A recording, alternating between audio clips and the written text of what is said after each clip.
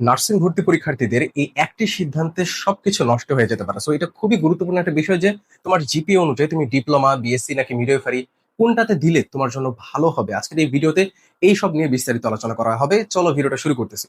চলো ক্লাস শুরুর আগে মাত্র 1 মিনিটে একটি বিজ্ঞাপন দেখে নেই। মোট 3 পার্টের এই বইটি এমনভাবে তৈরি করা হয়েছে যাতে এই বইয়ের বাইরে আর কিচ্ছু পড়তে না হয়। শতাধিক ক্লাস সমৃদ্ধ বইয়ে থাকা কিউআর কোড, আলাদা বিজ্ঞান অংশ, 90 দিনের সিক্রেট প্ল্যান সমৃদ্ধ শীট, সব মিলিয়ে এই বইটি নার্সিং ভর্তি প্রস্তুতির সেরা বই। কোর্সে ভর্তি না হলেও শুধু বইটি নিয়ে নিতে পারবে নিচে দেখানো হোয়াটসঅ্যাপ নাম্বারে যোগাযোগ করে। তবে পরিকল্পনা যদি থাকে একটা সেরা প্রস্তুতির, সেক্ষেত্রে বলে রাখি, তোমার নার্স হওয়ার স্বপ্ন দুঃস্বপ্নে পরিণত হওয়ার জন্য শুধুমাত্র একটি কারণই যথেষ্ট, তা হচ্ছে সঠিক গাইডলাইন না পাওয়া।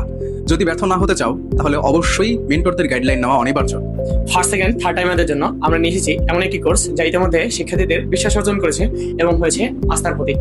এই কোর্সের সব থেকে বিশেষ সুবিধাগুলো হলো, আমাদের কোর্সে ভর্তি হলে একটি টাকারও এক্সট্রা বই বাজার থেকে কিনতে হবে না।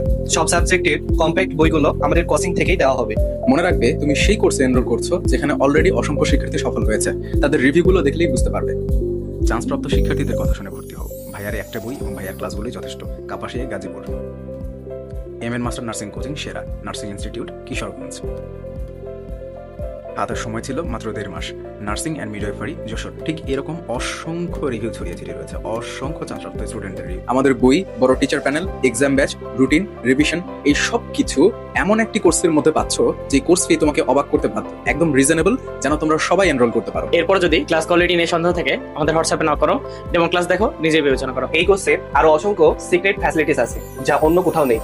বিস্তারিত জানতে আমাদের হোয়াটসঅ্যাপে নক করো, আমাদের কোর্স সম্পর্কে সেখানে বিস্তারিত জানানো হবে। আবারও বলি, মনে রেখো, এই কোর্সে ভর্তি হলে পরবর্তীতে প্রিপারেশনের জন্য এক্সট্রা একটি টাকা খরচ করতে হবে না।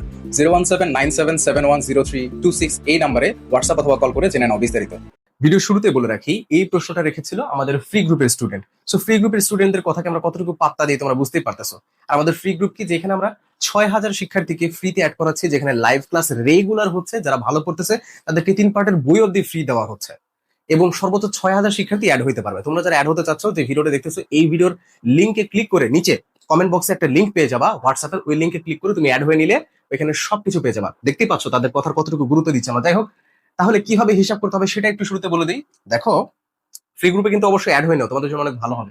জিপিএ কত থাকলে কোনটা করা সেফ হবে এইটা জানার আগে কিভাবে হিসাব করতে হয় সেই হিসাবটা একটু বোঝাই।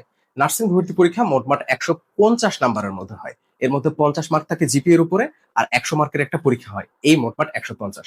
এই 150-এর মধ্যে কত পেলে চান্স হবে সেটা জেনে রাখা প্রয়োজন। যদি গড়ে 121 নাম্বার পাও, সেক্ষেত্রে তোমার চান্স হয়। তবে গত বছরের চিত্রটা একটু অন্যরকম ছিল। যেমন গত বছরে সেফ জোন গুলোর কথা যদি আমরা চিন্তা করি, বিএসসির ক্ষেত্রে 150-এর মধ্যে 124, ডিপ্লোমাতে 150-এর মধ্যে 115 এবং মিডওয়াইফারিতে 150-এর মধ্যে 100 পেলে সেটা ছিল সেফ জোন, চান্স হয়ে গিয়েছে।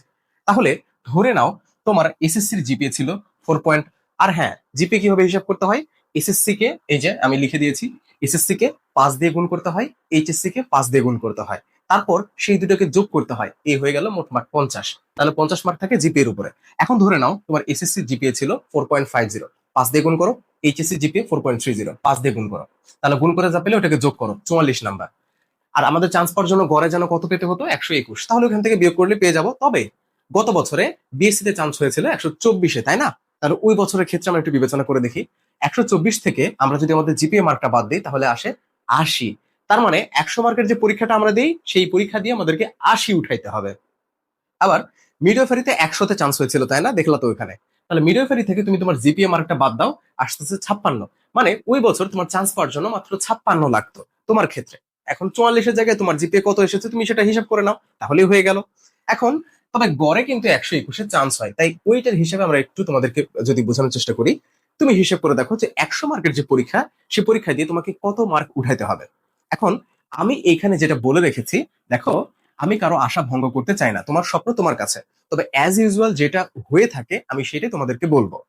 এমন হতে পারে যে তুমি একটু এক্সেপশন, সো তুমি একটু এক্সেপশন, একটু আলাদা রকম কিছু করে ফেলছো, এটা হইতেই পারে। আমি আমার মতামত এখানে তুলে ধরছি, তুমি তোমার মর্জির মালিক। যেমন শুরুতে যে ছকটা দেখতে পাচ্ছ, এটা হচ্ছে রিস্ক, আর এটা উইদাউট রিস্ক, মানে রিস্ক নাই তবে কঠিন। আর লাস্টেরটা হচ্ছে নরমাল। যেমন যদি বিএসসির কথা বলি, শুরুতে বিএসসি তে তুমি তোমার মার্ক হিসাব করে দেখলে যে 100-র মধ্যে তোমাকে কত পেতে হচ্ছে চান্স পাওয়ার জন্য, ধরো যে 73-74 তোমাকে পেতে হচ্ছে অ্যারাউন্ড, তাহলে সেটা একদম নর্মাল বিষয়। তবে 73-74-এর বেশি, অর্থাৎ 76 পর্যন্ত তোমাকে যদি পাইতে হয়, হ্যাঁ 75-76 যদি পাইতে হয়, 75-76, সেক্ষেত্রে সেটা উইদাউট রিস্ক, রিস্ক নাই তবে ডিফিকাল্ট আছে, অ্যাডমিশন মানে তো ডিফিকাল্ট, ঠিক আছে সমস্যা নেই।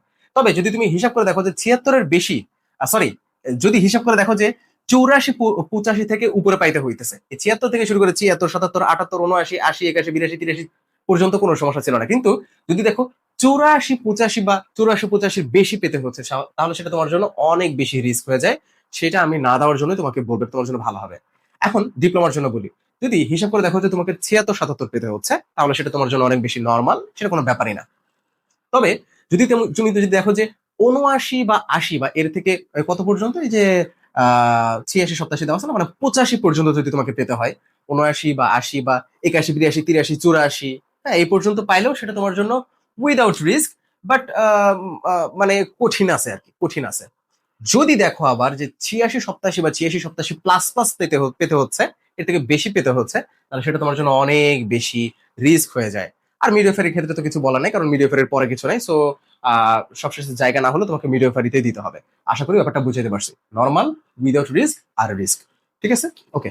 আর হ্যাঁ, তোমরা তোমাদের যে কোনো সমস্যা আমাদেরকে কমেন্ট বক্সে জানায় রাখবো, ওইটার উপর আমরা ভিডিও তৈরি করবো ইনশাল্লাহ। আশা করি জিপি কিভাবে ক্যালকুলেট করতে হয় এবং কোনটা তোমার জন্য নর্মাল, উইদাউট রিস্ক, এই জিনিসগুলো তোমাদের সামনে তুলে ধরতে সক্ষম হয়েছি। আল্লাহ হাফেজ, ভালো থাকো সবাই।